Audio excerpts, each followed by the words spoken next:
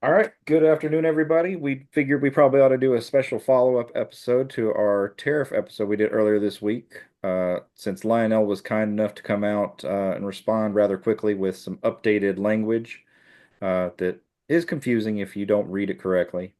But they did update the terms of the agreement based off of what we discussed from the episode earlier on Monday, clarifying how the tariffs are going to be applied. So we'll go over that and then we can talk quickly about the penalties that were laid out from Martinsville and the additional lawsuit in the NASCAR world. Apparently, just everybody wants to sue each other up in here. So we'll see how this goes. So Lionel's official statement, I'm going to go ahead and read it. Where'd it go? They added 2 points of clarification. Online orders placed, and you got to pay particularly close attention to the language. The orders placed before March 27th, which was last week, will not incur tariff charges. Tariff charges will only apply to orders placed after the 27th. This is where it does sound confusing if you don't pay attention to the wording.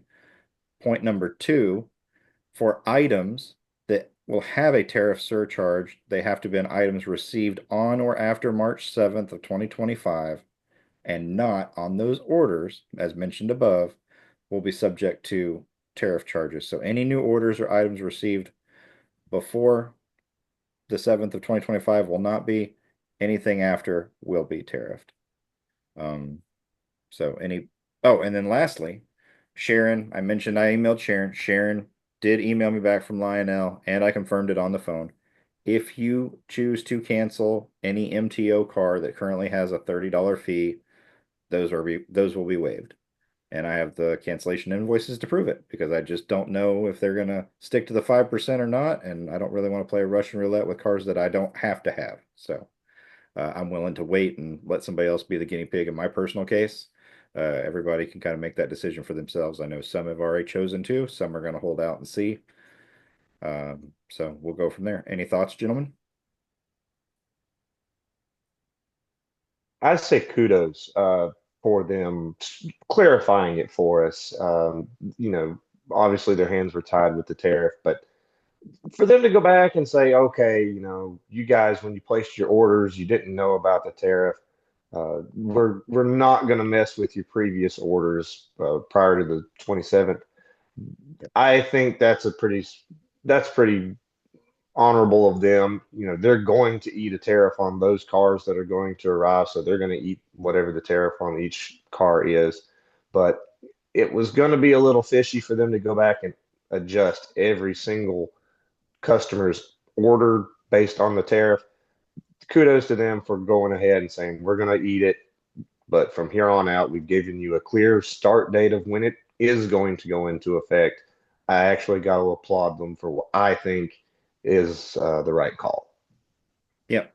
I do want to say I put in the forum where I had made my posts about it, and so did some of the others. I agree. I applaud them for one, coming out and clarifying the statements in print for us in a pretty rapid pace, and then two, for allowing us to have the discussion and not banning us on the forum, not closing the thread down immediately, uh, or some of the things we've seen in the past where we've raised issues, whether it's with quality control or other things that maybe they didn't like the negative publicity on. I gotta say I'm happy with that part that they did give us a space as a group, which if you're not a member of the RCCA forum and you are an RCCA member, you should join because there's a lot of discussion about recommendations for cars that come up, things like that. So that's just a plug to join that. But the fact that they let us use their space that they pay for and host, that we don't have to have that conversation, and everybody was able to keep it civil, for the most part, was good. And then lastly, I do think it's nice that uh, they're waiving the cancellation fees for now. So because of if you've placed orders and you're not sure how that's going to affect, or they may have to backtrack it depending on what the cost ends up being to them, the fact that they're waiving those fees for now, I think is good because if you have tons of orders, $30 a hit, that's a lot of money still. So I know if Kevin were on here, we talked about his point of view of maybe having to secure portions actually paid down, not just a cancellation fee, but when you buy it, collecting a fee up front. Well, maybe they would need to switch to that model because I mean they just lost, a good chunk of money. Most of those cars are in demand or they wouldn't be sold out, but still. I mean, looking at it from the aspect you brought up, Kevin, I mean, that's almost something he would have to do. I mean, at very minimum, I think if he, I mean, I know the way it's looking right now, it's probably going to put his plans on hold.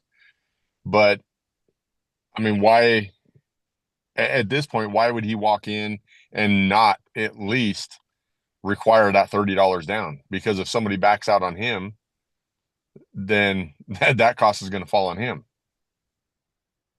Yeah. Let alone even more than that $30 down, depending on cancellation fees, just to, like I said, just a CYA. Yep.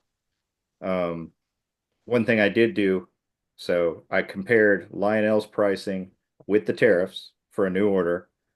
For the same two cars, I chose a Ross Chastain with a foil number, Ross Chastain without a number, two elites. Then I went and I compared it to Brent's offering with Circle B, and there was nearly a $30 difference in cost in favor of buying it from a reseller, even with the fees and everything. Like that's just how much Lionel's increased costs are. So, I would much rather buy if I could from direct from the maker of the goods, but in this case, the resellers offer, a better overall to earn the business, so that's Brent taking a cut right there. I don't know how long we talked about last time they'll be able to do that, but with that knowledge, if anybody out there that's listening hasn't ordered, Lionel's big, their pockets are big, they'll survive.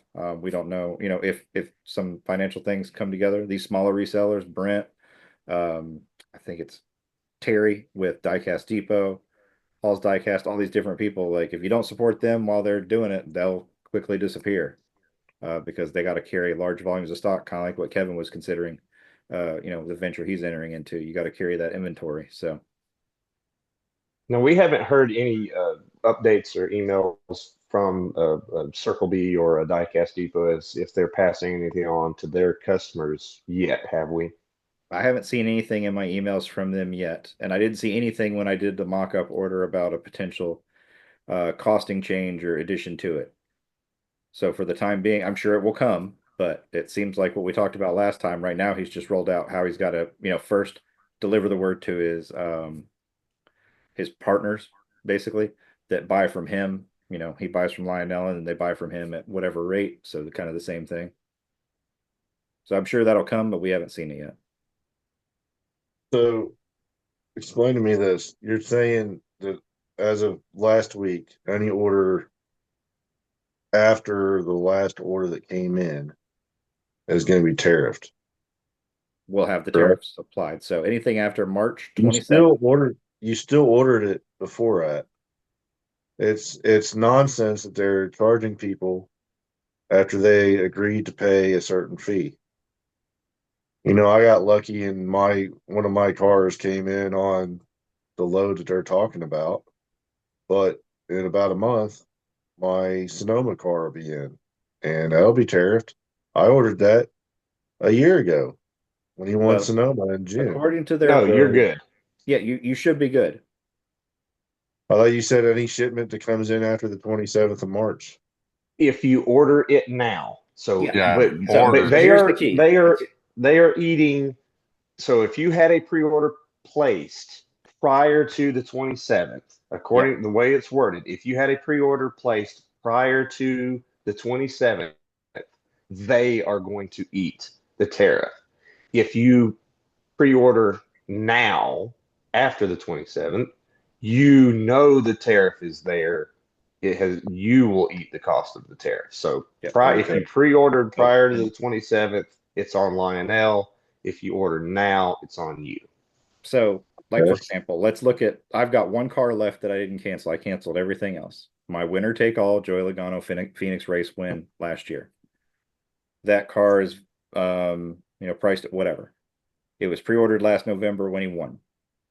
It will not be subject to the tariff, even though it's going to come in after the March 7th date that is already passed, because it was on an order before. So if that car were to come in, let's say next week, and I didn't have it on pre-order and I bought it after the fact because it came in after that date, I would have to pay the tariff. because they would have had a tariff assessed on top of it. So that's why I say it's important to, at first, when I read it, I had to read the language 2 or 3 times, so you're not alone in the confusion. Blake, as I'm sure many people are, I called Matt on the forum just to make sure, like, hey, am I reading this right? Like, how are you reading this? Make sure I'm not, I feel like we're all pretty smart people, and the way that they wrote the legal language, and I'm sure it's written that way for a reason, but it seems like it's written almost in a circle. So the two big key items Matt pointed out was, and he's absolutely correct, you have to pay attention to the words order and item. Any order placed on or before the 27th, you're good of last week. Any item that comes in after the 7th, not associated with an existing pre-order, that's the thing, is now subject to the tariff. So if I you mean, had, for example, gotten that Larson car that just built and it came in today and it wasn't pre-ordered, you would have had to pay a tariff, but you but didn't. would it have been that hard to put a comma in there and just add that little section to that sentence, though? I agree. I think their legal department probably should have done a better job. I'm just saying. Tell it to me like I'm in 5th grade. Would have been a much Yeah. better way to do it, but I'm sure the words were But chosen contractually for a reason. the question still remains, why are we paying for what? Why are we paying a percentage on what they're having the car be worth instead of what they're paying for it? Well, I don't disagree there. That's still an issue of, Has that question been asked on the forum? I don't know. I I didn't have ask it. not seen I that. figured I'd pick one fight at a time. Like Well, first, I mean, that's the fight that I would choose, not that we're being tariffed. That's fine. It's that we're being tariffed for the right amount. well, I mean, I agree. That's the next Being piece. tariffed for $150 car because that's what they decide they wanted to be charged is different than whether that car was made for $50 or whatever. That's Yep. two totally different numbers. When we I'm discussed gonna that, we take have some evidence to the contrary to support our argument. However, and in the interest of fairness and not putting anybody in the crosshairs, we're not going to get into that. But basically, it confirms, some of the numbers we threw out that essentially, and what we saw in openly disclosed emails from Brent by accident a couple years ago, things like that, sales reports that had gone out with wholesale numbers, in the 50s, the 30s, and stuff like that. So I agree. We're definitely paying more than we would be mathematically if they just tariffed it at the base value of the product when it came into the country, which is how I think it should be done. But to Well, we Kevin's got point, one victory. yep, We got one victory. yep, hey, So one, now we one, can maybe we move pushed the on ball up to one step up the hill at a time. So, now we're ready um, for the next battle. yep, so we can bring that up and ask. Um, I don't disagree that I think it's not fair that we're paying. I mean, we talked about it in the last one right at the very beginning, something that, when Chip and I were doing the different costing experiments it never occurred to me was the fact that we're paying a tariff on an autograph from a US citizen that occurred in this country. Like, Yeah. why am I paying a tariff on a signature that was done here? Or like William Byron and Jeff Gordon cars, for example, when they sit down and sign all that stuff, usually they're signing them at Hendrick Motorsports, for example, or Kyle Well, Larson before they go out. So why am I paying a tariff on their autographed $225 version of a car, for example, at 16, but 18 bucks when but that but if piece was added after the fact, not if when it was if you brought in the country? and if you honestly look at it, I mean, it's did you really win a battle? Because they kind of gave you this explanation. They're saying no, we're going to waive the tariffs for now, but are they really? Because if they're going to charge you on the tariff for the entire price of what they're charging you for the car instead of the tariff that they got it for, we're really not winning a battle because they're still making their fucking money and then some on it. Yes and no, because now that they've at least opened up, I agree, yes, they're going to get their money on the other side. For anybody who decides to keep their orders, yes, or place future orders. However, there are several people who've already said they're not ordering another thing till this shakes its way out. Like Yeah. I'm in that group. I've decided for now, it's not just because of the tariff, but my life priorities, moving, getting my daughter ready for college, like just some realigning of some stuff. And then you add this to it. It was just enough of a tipping point to basically, at least for the time being, pause my collecting. So of any future things, stuff I already have that I'm filling holes, that's a different story, but new content. There are other people who are like, I'm just flat out done with, this is like the tipping point, which we talked about last week. How close to the edge are we? Don's car that he pointed out on the forum, with tax, without the tariff, was 160 something dollars. So add the tariff on top of it, he's in that 170 plus range. Like you're borderline getting up to that $200 for a car. I think we're very close to that breaking point. So That's what you get for living in California. yep, no disagreement. You get them. Well, Somebody's got to not pay. yeah. But I mean it also, a lot of it goes with, and I know we've all seen this, just the flat out disregard. And like you brought up before, that they've deleted some of the conversations that you guys have brought up before and seem to just keep skirting the fact of the overall quality control.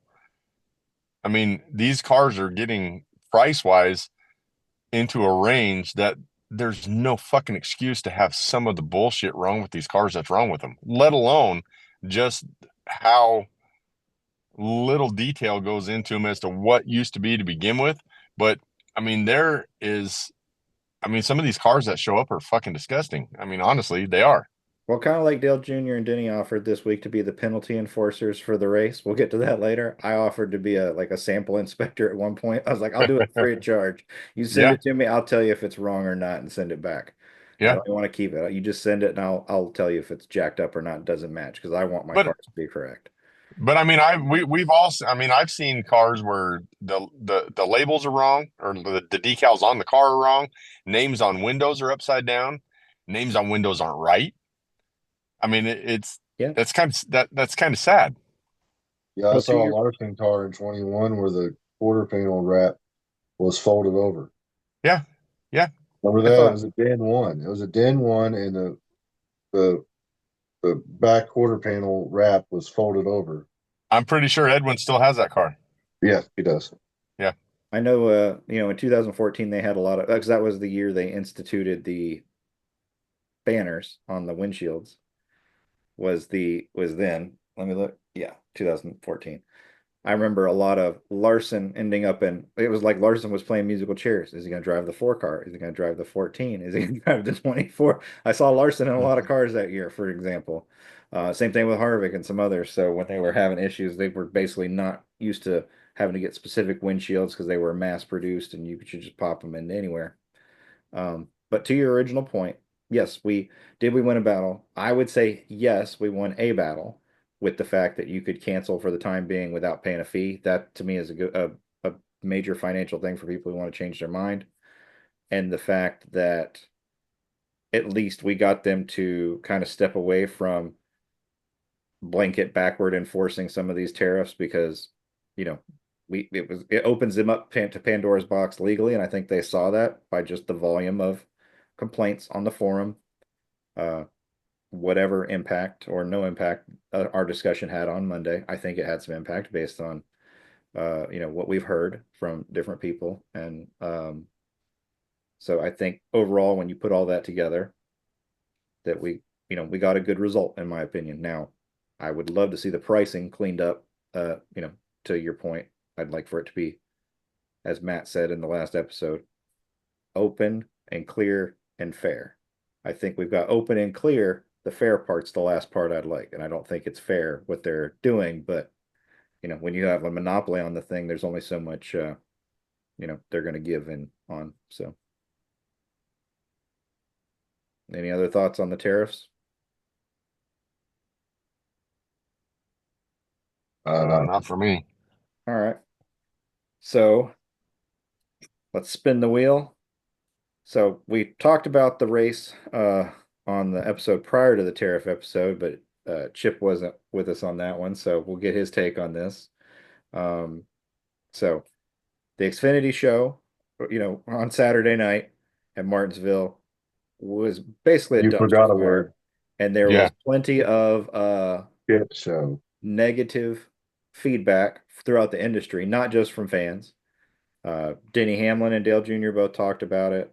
If you haven't listened to DJD yet, I think that's honestly the first time I've ever heard Dale Jr. on his own show talk about his own drivers to the point where even though he said he had time to cool off, it sounded like he was still pissed off, and he was trying to control his messaging because he was so mad at the situation Sammy put him in as a team owner as a,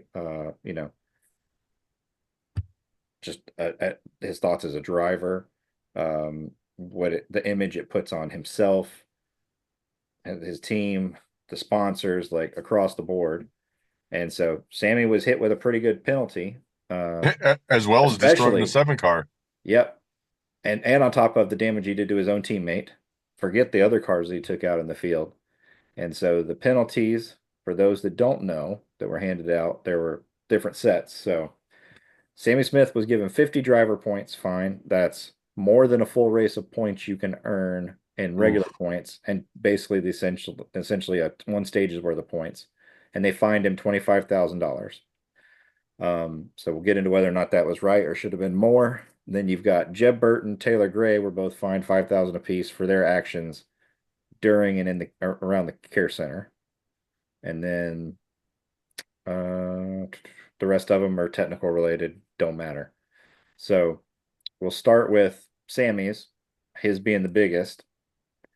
His was almost in line with what Austin Cindric got at the cup level. So I mean, I think that's pretty big. The fact that he got a similar point penalty to a cup level team is a step in the right direction. However, the monetary fine was less because it's a lesser series, lesser income. So I mean, I feel like it kind of matches.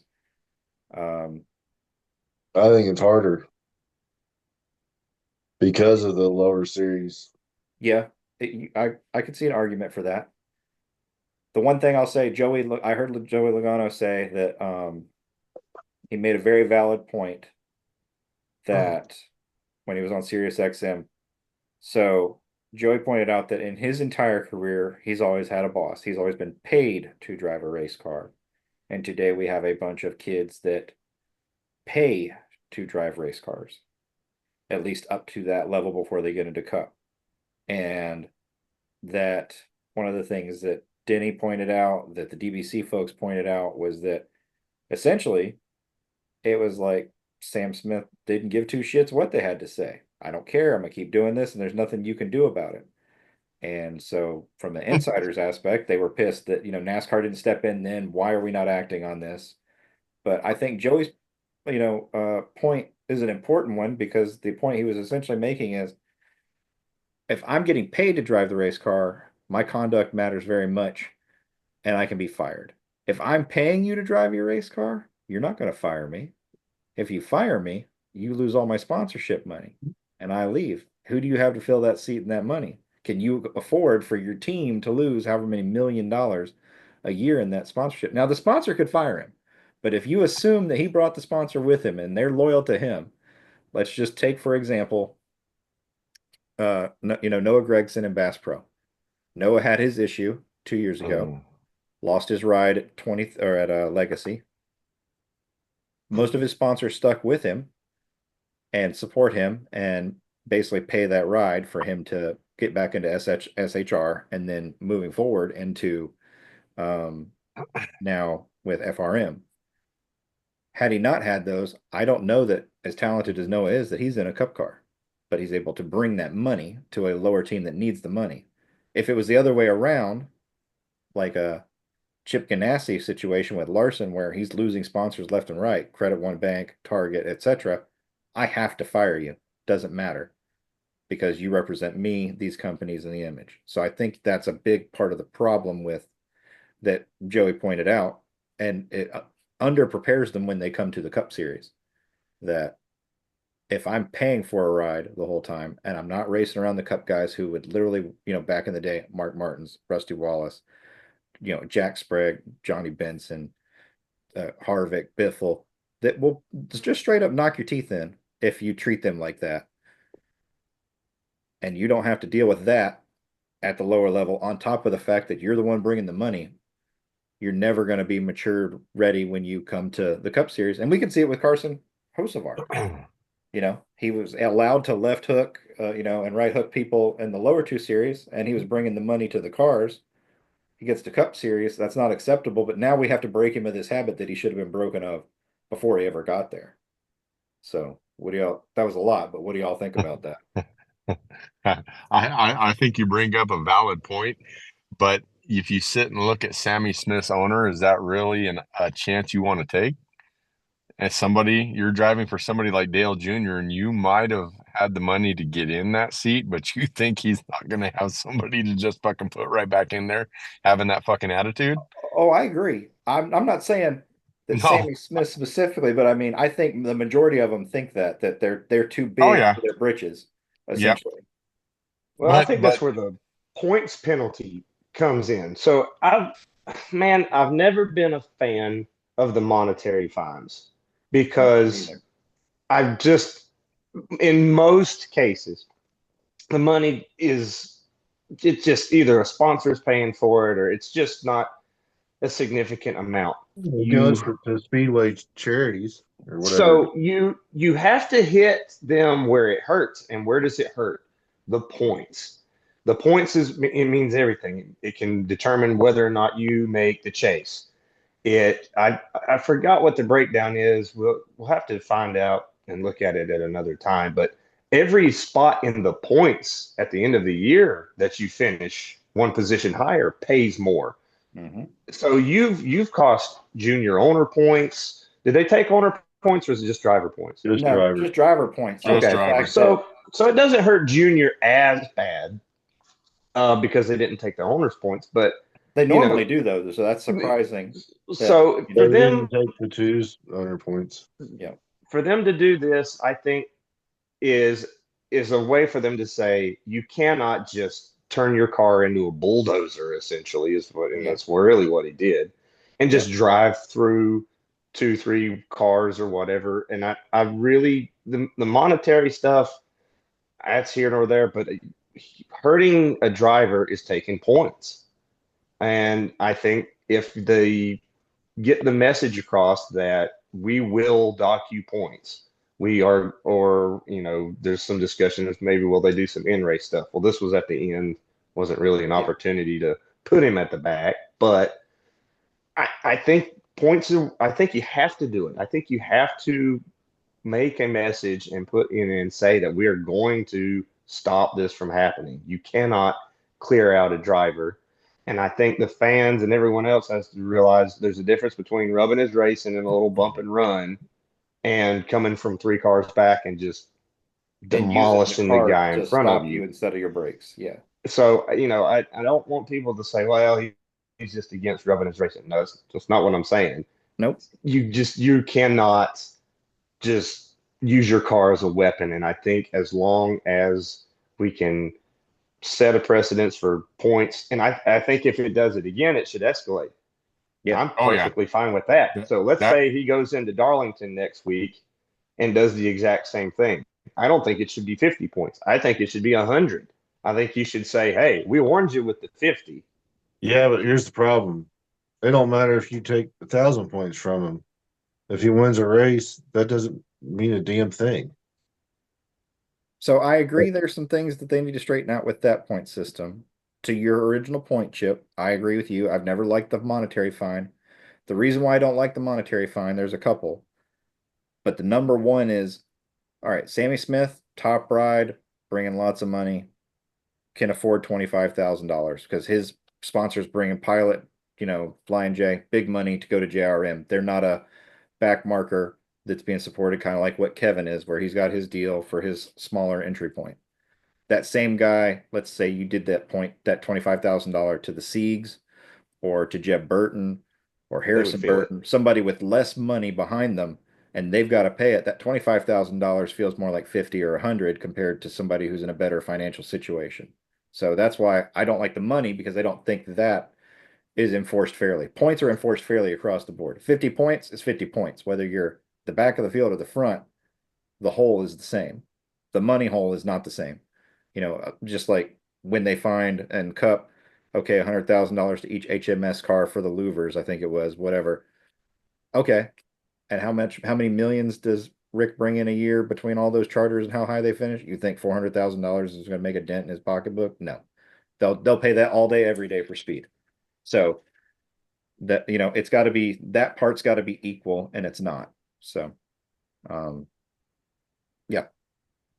But I agree I that do. if you have the point penalty outside the playoffs, and he still wins and he gets in.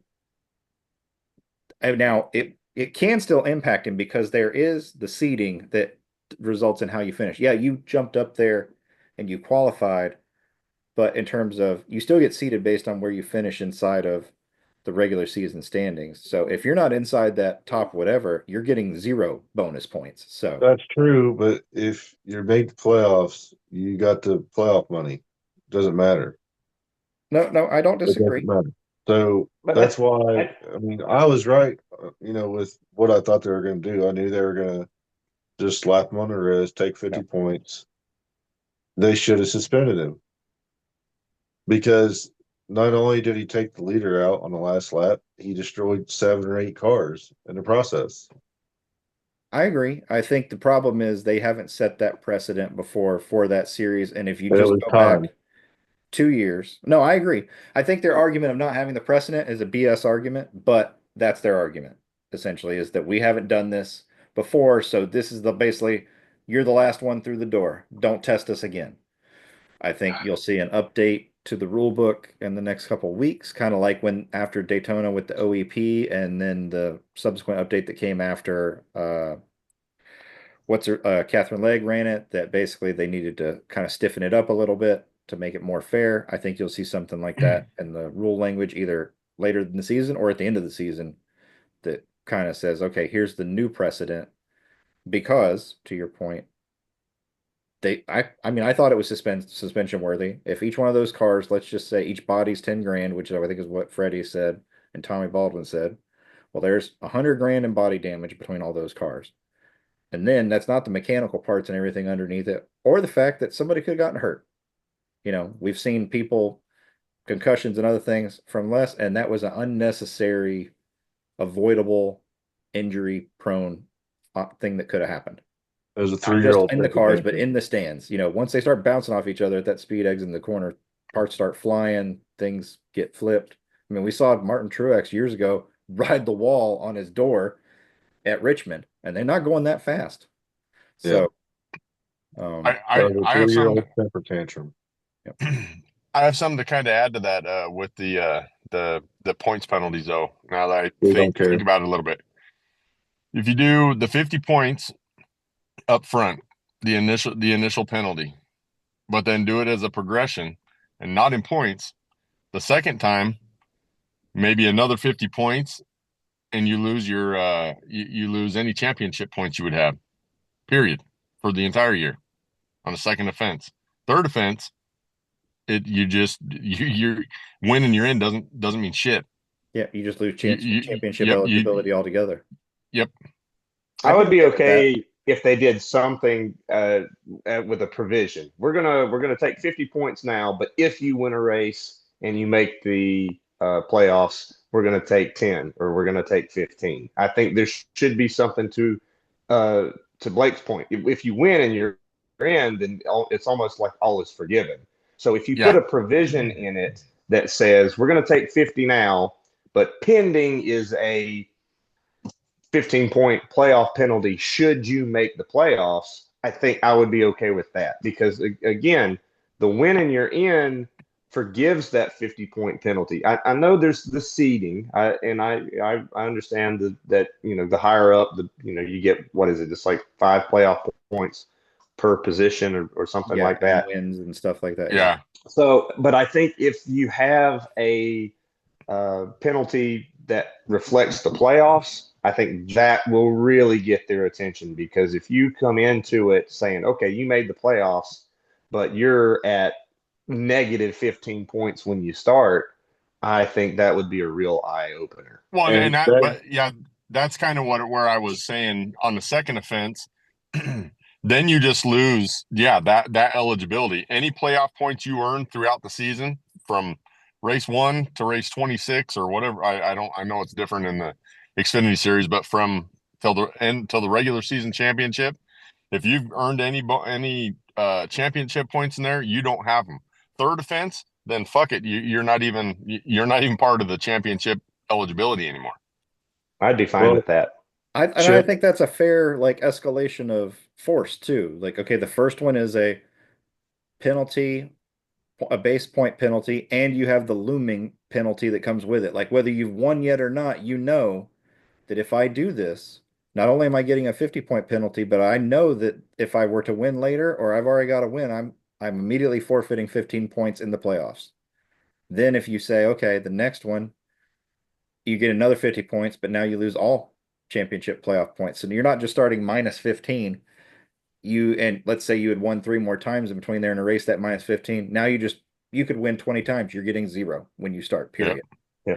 And in order to get through, you're going to have to basically damn near do the impossible. Joey Logano's proven it's possible, but it is damn hard to do to win from the bottom. Tony did it when he did it in the 10 race playoffs. Like he had to go in there and reel off those 5 wins in dominating fashion and turn up the wick, but it's doable and it should be doable. I think that coming from behind should be doable. We don't want to take that away, especially to see competition and a team step up their game, but it definitely would get their attention. The only time I think we've otherwise seen where I would support suspensions instead is you look at, okay, Chase Elliott was hurt. He came back. He hooked Denny Hamlin and got suspended for it. They never recovered the rest of the year by being suspended and sitting out that race and had they not sat out that race, they would have made the playoffs. They wouldn't have made it to the end. They weren't performing at that level because he had been hurt. But they definitely missed the opportunity for him as a driver. The team still made it in to get into the playoffs. So I think a suspension still hurts you more, especially if you have to answer to your sponsors, not just why am I potentially not making the playoffs? Why is my car potentially not on the grid? Not everybody can hop into everybody's cars. So if you have to sit out and you're my brand ambassador, I picked you, and now I got to go pick somebody else who fits my mold. That's a tough conversation to have. Now they changed the terminology this year, correct? If you are suspended based on a right hook, you are out of the playoffs, correct? Yep. Yeah, if you So get suspended what they said was if you get suspended, you will not be granted a waiver like Chase was, like Byron was. So, or Bubba was. When you do those kind of things, that you can't get a waiver for conduct penalties. You did the crime, you did the crime, you get the time. Before we get off, We're not going to give you time served so that if you're the favorite driver and you do it, all is forgiven. No, you behaved in a manner unbefitting a champion, a driver at the top level. You're going to get all the things that go with that. And you before can we get answer to out there to any your sponsors if you don't make before it. we get before we get out there any farther though, what were you going to ask, Blake? Yeah, sorry. I wasn't going to ask. I was going to say that it's not unprecedented of what to have a NASCAR take playoff points because it's not based off of driver issue, but when HMS had the louver issue, I believe they were taking 25 playoff points. Um, they ended up appealing it and winning, but they were taking 25 playoff points with that penalty. So it's not unprecedented to do what Chip was saying in taking, they need to start putting penalties out where, okay, 50 points plus if you get in the playoffs, you're negative 10, whatever. No, I agree. I Yeah. don't think it's unprecedented in that behavioral penalty. It's unprecedented as a behavioral penalty. Those weren't behavioral. Those were illegal Right. modification of parts already spelled out. So, and they won that appeal, but it's governed by a different section of the rule book, essentially. If Sammy I Smith would like had to had an see it. illegal part, it would have been different. I would like to see it though. I think there should be a provision in there that says we are going to hurt you in the playoffs because that's where everybody makes their money. That's what everybody cares about. I think that needs to be looked into. I hope that if there is another incident, that is something that they take into consideration. So the only thing I have 2 questions left for y'all, at least regarding this, separate from any additional discussion you want to have. One, do you think it'll happen again with Sammy Smith first off? Yes. Okay. Do you think yeah, I was curious, like, do you think he'll learn anything, or do you think it's going to take more to drive the message home? He's going to claim that he learned a lesson this week that, I should have done it, blah, blah, blah. But in the heat of a moment, when somebody gets into him, because there's going to be somebody that goes, oh, he can't do shit, I'm going to rough him up. He's going to boil over and he's going to do it again. All right. You guys agree, disagree? I mean, I think it will happen I again. I think it takes a little bit for somebody. I mean, we've seen it with Hocevar. He got talked to, I don't know how many times. It takes a while for some people to change, and some people are incapable of change. So I think I just think I, it'll happen again. I definitely think the potential to have it again is there, but just like I brought up earlier, I think he's putting himself in a tough spot with his owner, though. Well, I that was mean, going to be my next question. That's the next Yeah. question I want to have a discussion. I, Well, Do I you think think he'll he's mind his employed P's by and JRM? Q's. Yeah, go ahead. I think he'll mind his P's and Q's at Darlington. I think, Yeah. he's in the spotlight. As soon as the CW comes on, he'll be, they'll talk a little bit about Austin Hill's win, but the main conversation is going to be about Sammy Smith.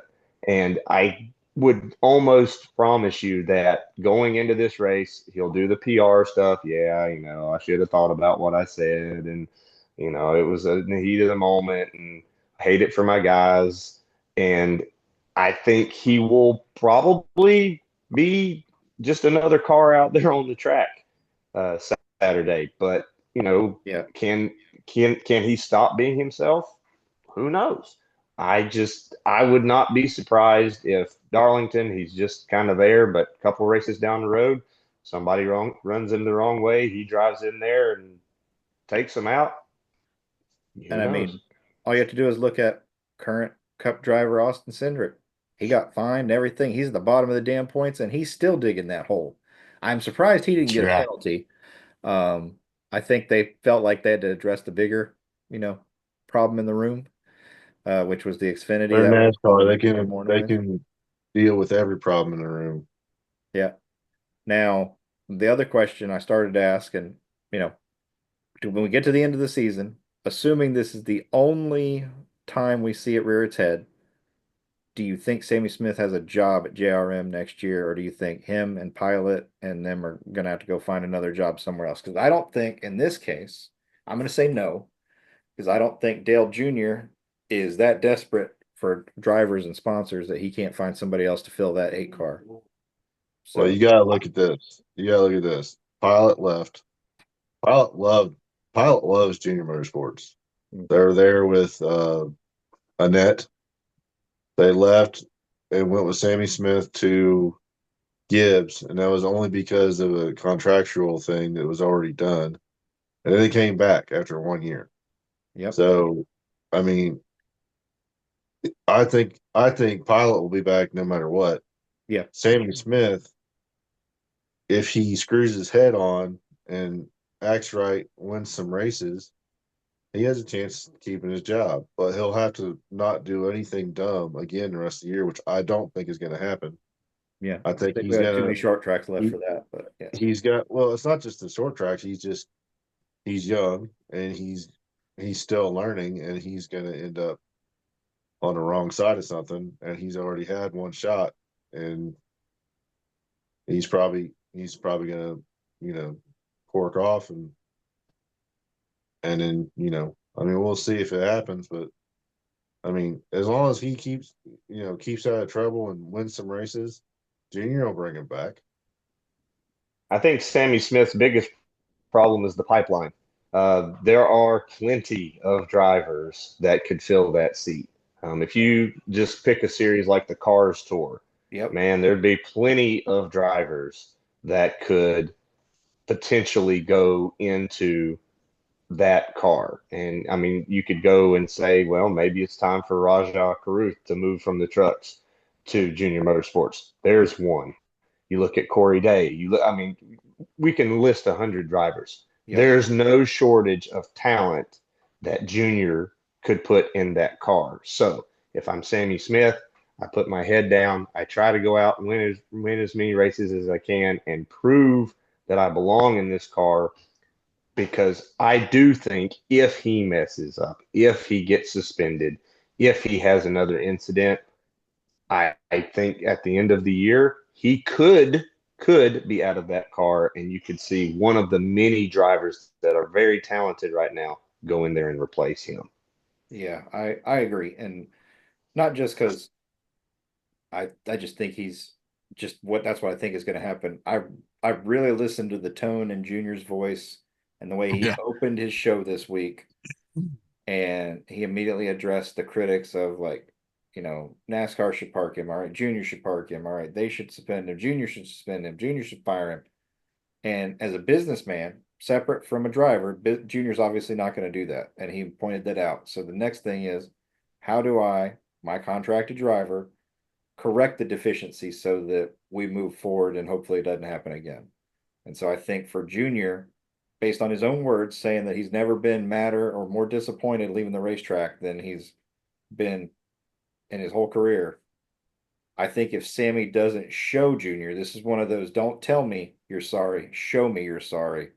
I think if he doesn't show him through action in the next however many 20 something races, I don't think it matters if he wins 10 races or not. I think he's out of there just because Junior wants to see it's not about results 1 through 3rd. It's about racing etiquette and craft overall for Junior at this point. And here's Which I another question. go ahead, man. Yeah. I was gonna say, here's another question with that.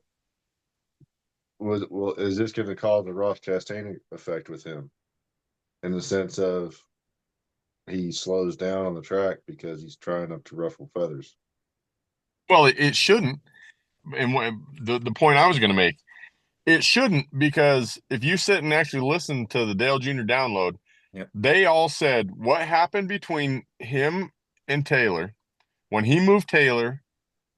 They said it could be considered a little rough, but it's short track racing. And then Taylor moving him back and getting around him, it should have just fucking been done right there. It should have been done and over with. I moved you, you moved me. Now let's finish the race first and second. If Junior can hammer that home to him, I think the kid's got a chance. But I think we also see why, which I think would have probably really paid dividends for the kid. I mean, he's fast as is, but I think he would have ended up at a different team other than possibly Spire had hosts of our really fucking listened to Junior when Junior sat him down and goes, are you going to stop acting like that? Yep. You gonna stop? You gonna come in here and tear up my cars too? Yeah. Like, If I was to put you in my cars, you're going to come up here and come in here and tear up my cars too. I mean, he apparently did. Hostvar didn't get it. He's proven that talk just went in one ear right out the other. and the last point, not to hammer on Sammy Smith, but just overall, because he wasn't the only idiot with his head up his ass that was this weekend. I mean, there were plenty in the lower 2 series, and then the Cup Series was mostly tame, other than Cindric and a couple others. Denny is a team owner. Junior's a team owner. You've got 2 team owners at 2 different tiers basically saying this is not acceptable conduct in my race car.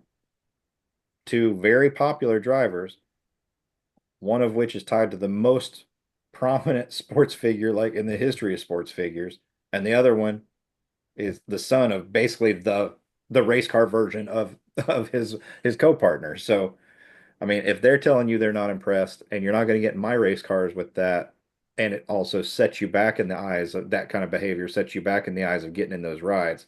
I think to your point, Chip, there's a line of talent out the door waiting to go in these cars, whether it's uh, you know, somebody from the Cars Tour, somebody from Super Late Models. We got to see Bubba Pollard get in there. We've gotten to see Butterbean. Like these guys are able to perform, and they're just sitting there waiting in the wings like a Josh Berry. Like you're gonna throw away your opportunity. Any of these kids, you know, that are at these levels, and you're gonna end up foregoing your opportunity to somebody else and watch them take over your car. So If you sit and think about this a little bit though, you brought up Josh Berry, you brought up Pollard, you brought up Butterbean. Now sit back and look at the discussion that was also had with Mark Martin and Tommy Baldwin on DBC. DBC. Yep. you're now going to bring in and ultimately get slapped in the face with, I lost my ride because I came in here and drove like an asshole, and I'm going to get replaced with people that have had to fucking earn their way in these by building their own cars, living that struggle, and they're going to come in and basically make you look like a fucking retard Take my lunch. Yeah, they're because gonna take your lunch. yeah, Yep. they're going to take it and fucking eat it right at the same table with you. Yeah. Be like, man, this sandwich is really good. You want some of this Wood Brothers sandwich? No? Okay. Yeah, you want some you want the crust? I'll give you the fucking crust, dumbass. Yeah.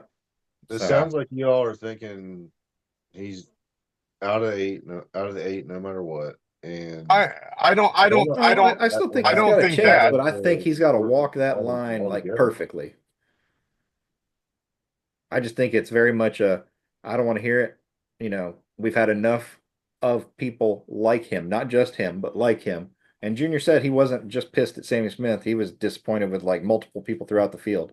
So like anybody he would I replace him with, I'm not sure he pulls anybody outside of the Xfinity series for that matter to go in that No, car. If he got rid probably of him, I not. think he's going from a to down to like a lesser name in the truck series or just completely outside of it altogether at the Cars Tour where yeah, they know if you touch somebody, you're going to the back and you don't race like that. and I think the So biggest one that a lot of people, and like I said, for whatever reason, I mean, granted, he won it. Oh, I won the race, and then Junior oh brought yeah. it up. I won the race, and I didn't do anything wrong. There's a lot of eyes, and I don't think it's been put out there other than by those guys. There's a lot of fucking eyes on Austin Hill Yep. because he's beat the. I mean, he's beat the shit out of everybody. I mean, look at the battle he had with SVG. Look at the battle. I mean, all the time. I mean, granted, it might be short track racing, but that was a fucking road course. And yeah, if you're beat that day, sometimes you just have to concede to the fact, you know what? We got fucking beat. Yep. Not fucking wreck somebody to try and prove a point but that's why, unfortunately, I think that's why Austin Hill thrives at RCR because that's the RCR motto. Always has been. Yeah, you're not wrong. Hold Well, I my will watch. say listening to If DJD, I can't beat him, wreck him. I was glad to hear Dale Jr. call out Austin Hill and to hear Denny call out Austin Hill, not just for winning, but first and foremost for assisting in the wrecking of all those cars and driving into the seven and staying in the seven. Like, Yep. I'm glad that they showed it because the race broadcast didn't. The race broadcast, they ignored his conduct for the coverage I saw and listened to. They didn't talk about the fact that, yeah, Sammy was clearly the number one proponent of that wreck. But Austin Hill, you could see it as the camera started to pan forward. He came from ways back, he drove into the seven and kept driving into him. So the fact that Sammy was wrecking, Justin had no choice but to drive into the wreck because the seven or the 21 shoved him straight in there. Like he had no alternative to get in there. Otherwise, the seven wins the race. Yep. Maybe this will be eye-opening for everybody. Maybe they'll be able to see this and they'll say, okay, they did this to Sammy. This is what precedent they're going to start.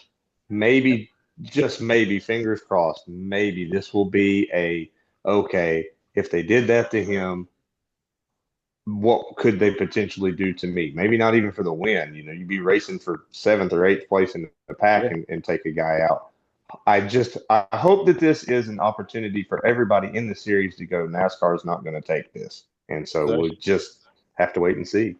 that should have been the thought on their minds when they did that to Austin Cindric. And they Yeah. still happened. Now, I will say one thing I thought they didn't nobody brought up, but I would like to see that they went to in the Indy road race for Cup when they couldn't stop being a bunch of jackasses and running over each other. Is you know what? At the lower two series, they've proven they can't not do this at the short tracks and at some of the road course, and they just continually run over each other. You know what? You guys aren't big enough to have the toys yet and mature enough. We're taking away your double file restarts. You get single file. That way you can't do this crap. Then you can't drive in there beside somebody and wreck them out, just like straight bulldoze them or whatever. And you give the leader enough of a chance to control the restart like they fairly used to have. And yeah, And it's make the gonna bring corner. down some of the excitement, but they're going to give them back what they deserve in terms You of can still controllability of the overdrive the race. corner and knock him out of the way. Yeah, they'll still pull an Austin Dillon. Well, you got to catch them first. And coming from four cars back where I know when you're going to start because I'm right beside you and I can hear your motor is a lot harder to do when I'm right in front of you and you don't know when I'm going to drop the hammer. And the most case scenario, if you push, you're going to have to push me. So you're going to give me an even greater chance of getting away from you. So, I mean, I don't think anybody wants to see them go back to single file restarts, but I mean, if they can't get it under control, they may have to Yeah, because they look I agree. ridiculous. So, Yeah, we could also get rid of green white checkers too. yeah. That's I'd be fine that's with that another day, all my day, friend. every day. Now, We're picking battles, and he's wanting to go to war. We gotta pick and choose our battles. Chris, I thought we established one win at a You'll time. learn. One win at a time. Chris is at war Let's every start day. with fixing the points. Then we can talk about the others. My brain's always stuck on war. Fuck it. I will say, if I was Dale Jr., I know he's not going to do this, but if I was Dale Jr., and this is why I'm not a race car driver, a race car owner, I would have made Sammy Smith take his checkbook and go to every single one of them teams, and you're going to stroke each one of them a check for $10,000 for that body cost, according to Tommy I think Baldwin, they and you're not should. getting paid this week. I think they should, and the fines or whatever. That's what the fine's going to go to. I think So the the fine's going to go to foundation, yeah. NASCAR, the foundation or whatever. You're not thinking about the cars that Joe. I mean, and the argument will be, well, Joe Gibbs has got it. That's not the point. Joe Gibbs is going to have to repair the '54 car or just write it off, whatever it winds up being. Who all else was in that wreck? Or There was a each lot. one The Siegs, Harrison Burton, like those Yep, guys, like that there don't were- have there were a- money and don't have all the Well, extra let's cars laying be around. fair, the 25 was already destroyed. So, but my point is, the fine, the points penalty, and the fine doesn't help a Kyle or a Ryan Sieg out. The points penalty, I mean, you could say, well, they'll be ahead of them in points, maybe not, but I Not if they don't have enough I don't cars to know finish the season. exactly. So it's very interesting to see what will happen from this point going forward. But I mean, yeah, if let's say there's 10 cars in there, and I think it was 7, but if what Tommy Baldwin said was correct on DVC and each set of body on composite body, all the panels is 10 grand, I'd have made you, I would have said, body. okay, if either you can be a man and you can walk up to the owners of each one of these race teams and you can write a check, and that includes to me for Including the 7 me, car yeah. and the 8 car. So you're And gonna the write me a 8. $20,000 check. You're gonna write whoever, and you go down the line. You can either write it out of your pocket, or I can dock your pay, and you're not getting paid this week. You're instead, Yep. whatever your purse earnings were, you're going to take that money and Goes to me. pay for all those damaged race cars. And if you got any money left, then you can have it to pay that NASCAR fine. If not, it's coming out of your bank account because again, you're not getting paid. So, and I think then the monetary fine really hits them where it hurts, because not only did I have to go pay for my competitors' cars, but I also didn't get paid by my race team. It would never happen, but I wish it would. Nice thought, nice dream. Yeah. Anyway, It's kind of like, the old school 80s, 70s, 80s mentality with fathers that you run over somebody's mailbox while you're out dicking around as a high school kid to learn how wouldn't to put it in the drive. And mailbox, you had to huh? go to their door the next day and pay for their mailbox and explain why you ran over their flower bushes or whatever, why you were a dumbass, essentially. I would love to see them, because these, at the end of the day, they are kids. They're 18, they're 19, they're 20. And they grew up racing cars, not out doing some of the stuff, normal teenagers grew up doing, getting those life lessons. They're too busy racing cars. So maybe they didn't get that kind of message growing up. Well, the problem is, I mean, there were still a bunch of us that were out at that age that were out racing cars. But you know what? I never got to drive myself, but I put a lot of fucking work into race cars. And these guys are just getting in and driving them. They're not having to fucking build them. Yeah. They're not having to repair them. They're not doing that part of it. And that's where there's a disconnect with some of the respect of the other drivers and the overall equipment. Yeah. Is I was good enough to sit in the seat and go win some fucking races. So somebody said they'll pay for me to come over here and drive for you. But yeah, until they learn, I mean, it's not only respect for each other on the racetrack. I think it's more of an ultimate lack of respect for the people that are putting the cars together in general. Like Tommy Baldwin said, $10,000 for a composite body. and there was probably what 8 to 10 cars involved in that wreck down the front stretch coming to that checkered. That's fucking asinine. And we I haven't gotten mean, into the rest of the car or the labor to rebuild it and tear it down. yeah. I mean, you're looking, if that's 10 cars, that's $100,000. Mhm. Yeah. So that's all I've got on penalties. We can move on to the lawsuit if y'all have exhausted your rage on the penalty discussion. I'm good. Good here. All right. What, we wake you back up, Blake? Um, All right. So lastly, Right. in the lawsuit game, not related to 2311, Legacy Motor Club apparently has already actually acquired a third charter through Rickware Racing. However, Rickware Racing has opted to back out of the agreement to purchase. Rickware's contention is that the purchase agreement was to be executed in 2027. Jimmy Johnson Motorsports, 2027? i.e. Legacy Motor Club, since he's the sole owner now, says it was to take place for next year. Now we know that Rick Ware's two charters, one's sitting with BK Racing, or with RFK RFK. Racing and the 60 team. The other is being used by Cody Ware at the back of the pack very well with 7 races in and like 2 whole points. But either way, the fact that I didn't know Legacy Motor Club, first off, like this was news to me that they were shopping for a third charter when they can barely get their first 2 to run competitively. So they're going to pick up a third one. I'm curious who they were planning on putting in the car first off. But then the fact that they actually secured the deal to purchase it and Rick Ware agreed to sell it is interesting in itself. So I don't see how Rick Ware Racing doesn't lose this if you've already got a signed purchase agreement. Like it's already a done deal. So I don't know where they're going to stand on their legal argument. I'm more interested in separate from whenever that charter changes hands. I think it'll change hands either way. But who would they be putting in the car? Who's going to go in that third car at Legacy? Because Corey Heim it's a on Toyota loan car. from 2311. Hmm? Corey Heim on loan from 2311. Okay. You know what?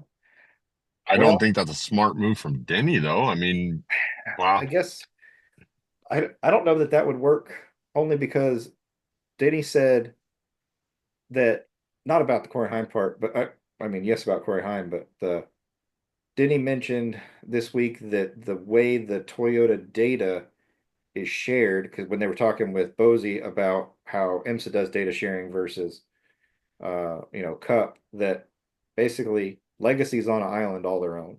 Like they get the TRD data, but they don't get like JGR and 2311's data. So they would have to, in order for that to work for Heim, I would assume 2311, in order to want him to be successful, is going to then share that data. I don't know why JGR and 2311 would want to do that.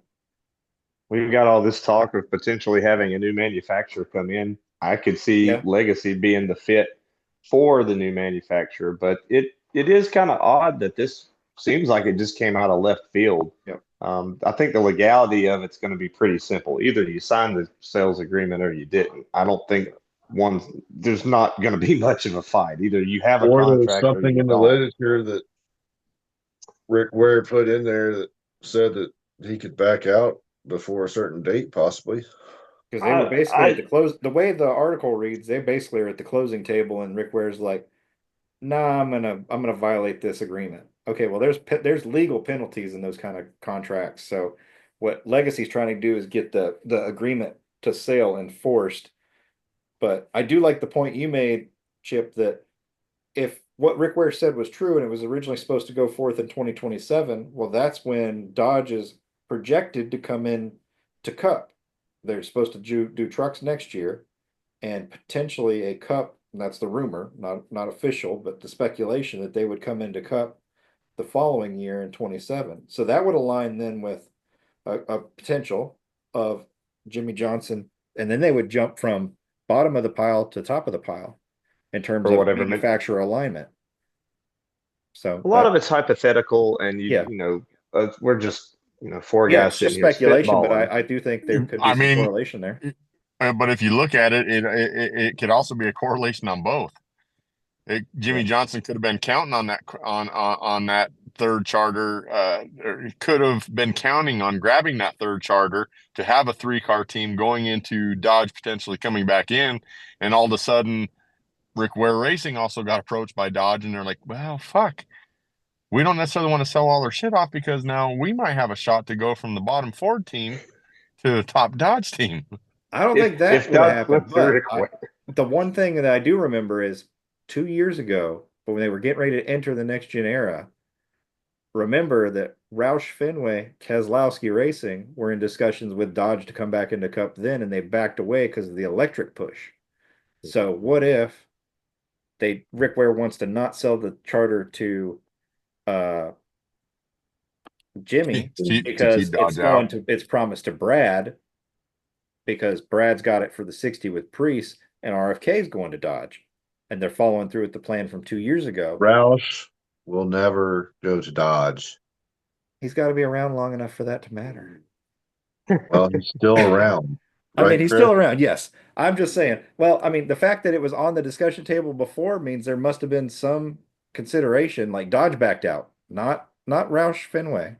So, and right now they're, as long as Penske's around, those 4 cars, the Wood brothers and the 3 Penskes, are still going to be the top. And then it was SHR got demoted, and then it was between FRM and Roush. But I mean, if I had an opportunity to go to number 1, that would be a very tempting. You're gonna take it. You would take it because you're going to get a lot more of that investment money from the manufacturer. That being said, it'd be hard to leave the Ford platform, being that they are the reigning 3-time manufacturer series champions in terms of winning the final race and holding that trophy. And they've racked up quite a considerable amount of wins in the next gen compared to everybody else. I'd have a hard time leaving that, and they did it with 2 different platforms aero-wise. So knowing that, Yeah, but moving over to Dodge puts you right back in a big gray area that some of these other teams don't have now because they're established. yeah. If your legacy though, I think you would, and this isn't what we started this about, but if your legacy, I think they would definitely be very interested in it because obviously they're not a tier 1 Toyota team. Yeah. But I don't know. I can't wait to see what happens if they are able to purchase the charter from Rick Ware, if it comes into fruition and they can be a 3-car team. If it's a new manufacturer, man, that puts almost any driver that's not in a contract year on the table as to who could be in the 3rd car. But it did kind of shock me that we didn't know that Legacy was in the market for a 3rd charter. During the SHR sale. They were never mentioned. It kept being RFK and 2311 and Front Row Motorsports. So not only that, but I didn't know that Rick Ware had a 3rd charter anymore. I thought they had already sold that 3rd charter off. So to my knowledge, this would be the 51. So to my knowledge, this would mean that Rick Ware was going to sell out of his charters and just run the 51 as an open car. That is the way I understand it. That's the way I kind of read it as well. That he was the 60 is only a lease. It's not sold. No, but I can't imagine with the performance that Priest is having that Brad's going to want to just give that up.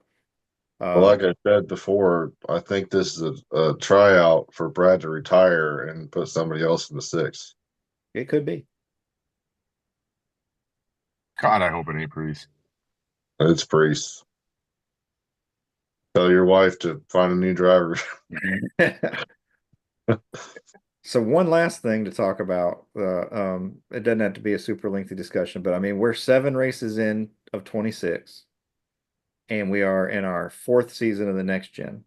And this year there were no changes to the car whatsoever because they're going to look at everything for the end of this year.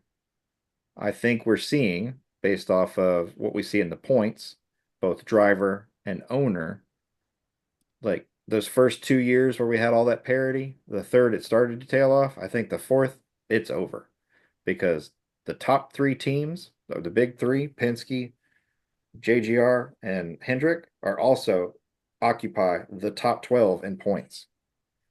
Top 13 if you're taking care of owner before you get to anybody out that doesn't drive for one of those either JGR Light in 2311, Hendrick, or Penske. If you don't drive for one of those 3.5 teams, then you're outside of the playoffs, you're outside of the points. I think we're back to where we were at the end of 2021, where Yeah, because you even have the 21 in there. Yep. So you got Penske and Penske Light, JGR Light, and Hendrick. That's the top, 13 to 15 positions in the points. And it continues to separate, and the have-nots are starting to fall further behind as we go. So I will be surprised if we don't get a bunch of changes to the car next year, because I'm sure NASCAR's not very happy when you consider we had 13, 14 winners, 13, 14 winners. All right, 10, 11. This Well, year, I would say it's That's going why to be they won't give them horsepower, because the moment you give them horsepower, that gives those same teams even more advantage. maybe, but I mean, you've proved that it's still Oh going no, to happen, maybe because if I've too. still I got mean, 4, 6, 8 data points on the track, I'm still going to beat you every yeah. time. It may take me longer, but I'm going to get there. And y'all brought up Dodge, and I got to break it up again. We're 7 races in. You say there's been absolutely no talk about what's taking over Chevrolet for the Camaro. Yep. Yeah. No talk at all. It's I So was just thinking the same thing. mind-boggling to think that there's no rumors about Cadillac still. There's no rumors about The what new they're going to production car. use. That's not going to be a Camaro. You can't use the Camaro next year unless NASCAR waives that rule of theirs. It's you've got to find something. The reason that Dodge is potentially 2027 is because they have to go through all the OEM the process. Yeah. the crap. Well, what are we doing? We've got it. Chevy's in a box because the way the rule reads, they can't make a body change. So the way that the car for Chevy is right now is what it's going to be until they get a brand, a Camaro, well, whatever, not a They brand, can't but use this body next year. they Yeah. are So granted the body. They can't make a change. They are stuck with the body. That Yeah. is the way. So that is the way it is. They cannot go and request any fascia changes, any bumper changes, anything like that Yeah. because they do not. So they Yeah. are allowed to continue running as they are. They just cannot change the car until they get uh, A new a, production a, model. a Yep. new Other production than model. the Chevy badging, I don't think they're allowed to have Camaro on it anymore. Right. No, So they can they're run not. this platform indefinitely, I but if was it always becomes under the inefficient, impression that after a year of having the car not being made, you have to have a car that's on the road, and that'll I, be I next year. agree, but I They don't, wa- worst case they scenario, I waived don't, that. yeah, they waived that, because I don't think they're gonna throw, obviously, you're not gonna throw the number one No. team out, the number one manufacturer out, which is Chevy pays for the most cars across all series, followed by Toyota, then Ford. But But they did put them in that box, so they can yeah, run this unmodeled car to until the next time NASCAR changes and goes to the next whatever the next gen is. But as far as Chevy going to NASCAR and saying, "Hey, we feel like we're at an aerodynamic disadvantage. We'd like to adjust our front bumper, or we'd like to play with the quarter panels, or anything like that," they cannot do any of those changes without a model. yeah. So they either have to go to GM and pick another car, and from basically Cadillac is their only other alternative, or they have to go to the Corvette. I don't see that happening, No, because I mean that is ultimately a real powerhouse V8. Doesn't come in anything but a V8. So any type of other, tinkering with that power plant, and nobody's going to want to see a production V8 turned into a cup car that has half the fucking horsepower of a ZL1, That would, well, Corvette, or a Grand you think Sport, or a Z06. that's mid-engine. So Right. I mean, And that's the other part. Like, you're not even advertising a car that's anything like what you would look like. It wouldn't look anything like it. The motor wouldn't they, even be in the right spot. That they car's don't not now even an option. anyways, but yeah. Well, yeah, but I mean, you're talking about you can if you squint and close one eye, you can kind of sort of see that the Mustang looks like the Mustang. But as far as trying to call that a Corvette, it wouldn't fly. Yep. I'm trying to remember what the models are exactly for Cadillac, but Cadillac, we talked about it preseason that like Cadillac has two platforms they could use, the Is it a CT4 and CTSV? CT5 or the Yeah. XT4 and 5 or the SUVs. So yeah, they could go with the CT4 or 5V for the, the sport version. The 4 be the Xfinity offering and the 5 be the Cup offering. That would work. But I feel like, yeah, to your point, Blake, like we're 7 races into the regular season. What are you waiting on? If you're doing it in the background, you're keeping one hell of a secret. Like the fact that Well, if nobody's you talked remember about it. right, the Camaro, when they announced the Camaro, we were all shocked. That was one of the best kept secrets ever. Yeah, that's true. Yeah. So, all right. Well, that's all I got. We went into a little bit more of content than I originally planned, but good conversation. Any other holdouts or things you want to talk about for the remainder of the weekend before you want to talk Uh, about throwbacks real quick? I'll just say that I'm I'm leaving for South Carolina tomorrow after work. Excited to get down there. The weather looks like it's clearing up. As far as when I looked 3 days ago, it said there was a 60 to 75% chance of rain. It went down to 45 yesterday. It was down to 20 today. So, I like that chance to keep going. My girlfriend said she looked today and it said 0. So, hopefully All right. that's stays that way. I've had a lot of bad luck in my life when it comes to going to races and being rained out, especially at Bristol. Well, don't get a ticket in So, Mac B. You're welcome. oh yeah, uh, Mick B, I'll Mac be B, I'll be coming from Myrtle Maccabee. Beach. I'll be coming from Myrtle Beach, so I'm not sure if we go through that or not. But I honestly don't remember.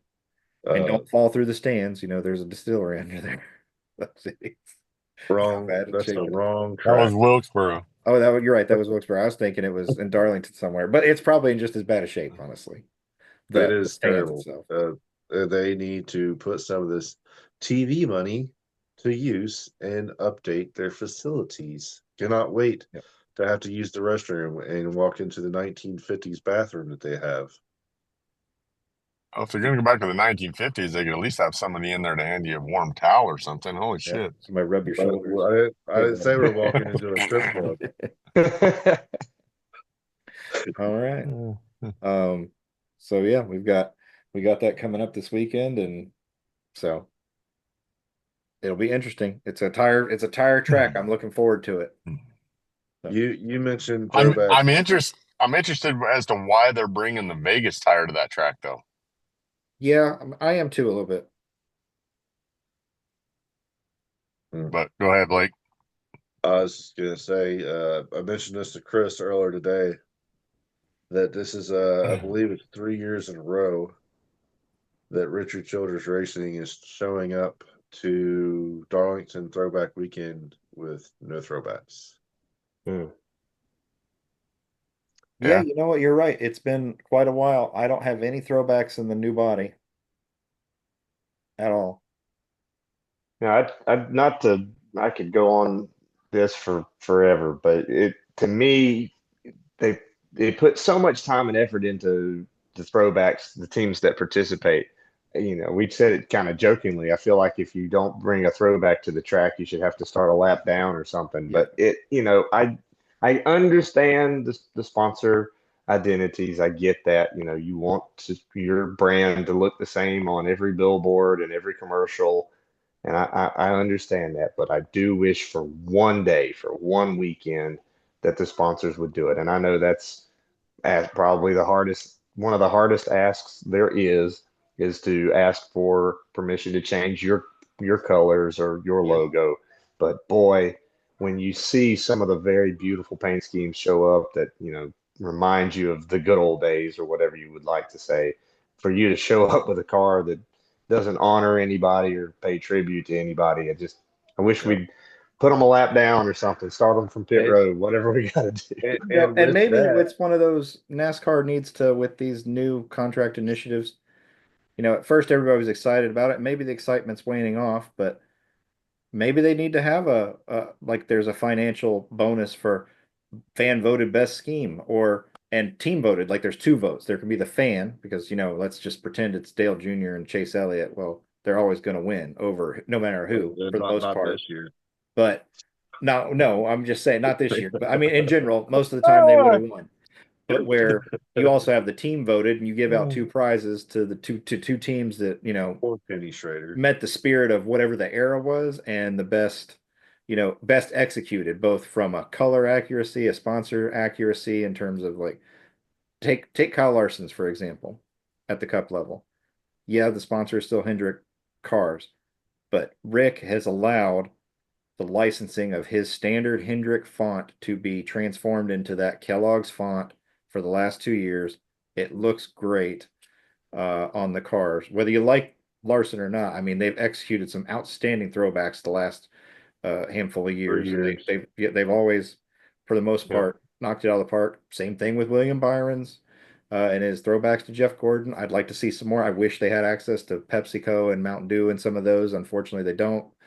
Otherwise, so they're starting to run out of options there.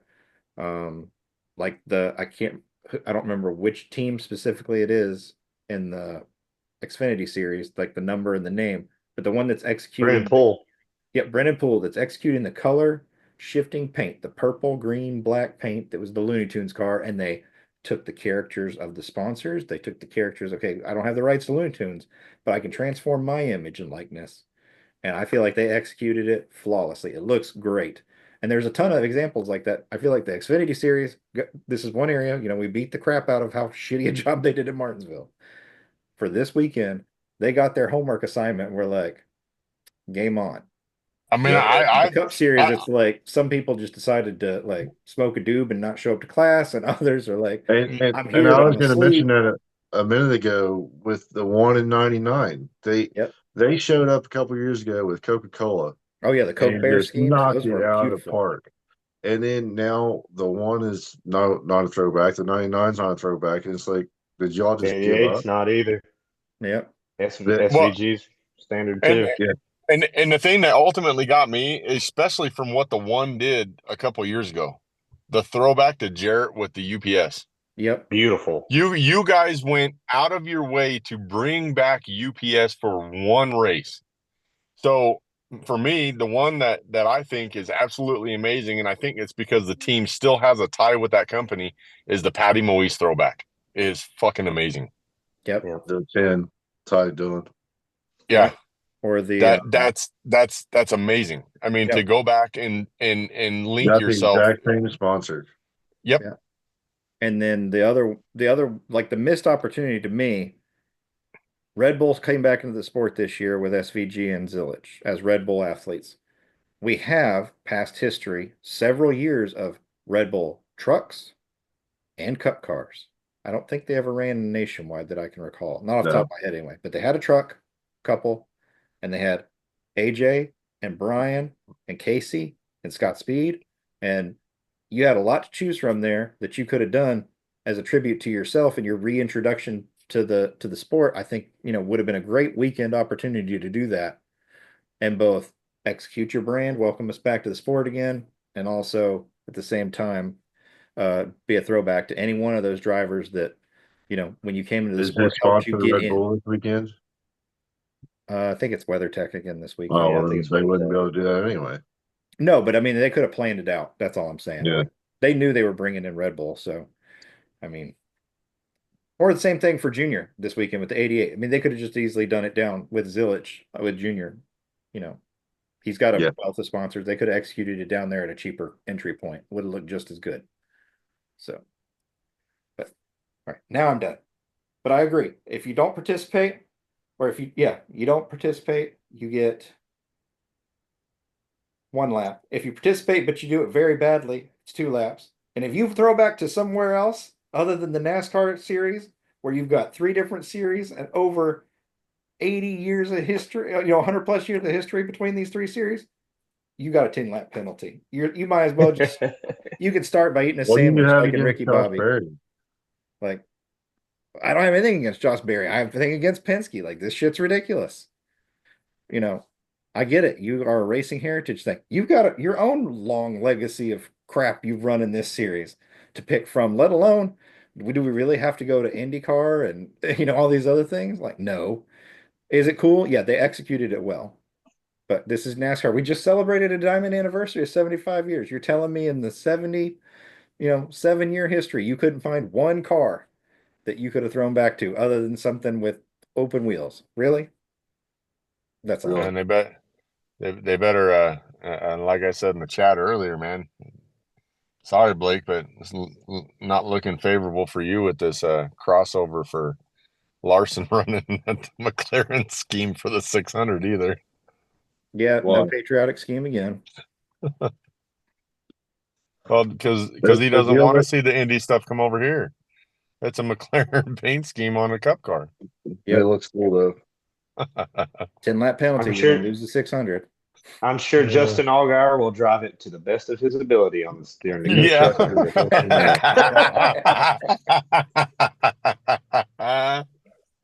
Why you gotta do that, Chip? Why you gotta do it? Blake's tired. He's cranky. Well, He worked hard at school. It was good having you on the show. We're glad. We're sorry this is the last one. Thank you for your 2 episodes worth of. We were knowledge. almost friends. This caught us, man. This caught us. No, I think I think he'll be there this year, even if it rains in Indy. I think he's got to come run the 600. Well, this year. they have already stated that the 600 is their primary goal, especially with the new rules with Larson the rule, yeah. waiver. So, Yeah. but my thing is, if he wins Indy, that's you got to think that NASCAR will hold that race until he gets there. Well, I think that's a different story. Winning Indy Yeah. versus just running in Indy and not being where he's supposed to be is a different story. But if he's in the closing laps and it's been delayed start and he's getting ready to No, potentially win, that's a different If discussion. the start's delayed, he's not gonna be there. I'm talking about if it runs on time and he wins it, NASCAR is gonna hold that damn race. Or they might be salty like last year. Well, they've done it once before. I was actually in Charlotte, and the Notre Dame Fighting Irish football game ran late, and they delayed the start of the UAW GM 500 at least 20 minutes because they did not start the race until NBC could swap over and cover the race. So they have done that before. It wasn't but about 20 minutes, but they did hold the start of the race. They have done that before. And the fact that it's on Prime now and you don't have to worry about running over into anything else. Yeah. Yeah. I honestly think if they're smart, if Larson did win the 500, might piss a few people off, but I'd say take all the fucking media over to fucking Charlotte with them and do one big show afterwards.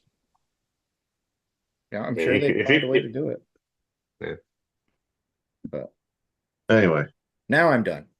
I surrender. We're done. We're done.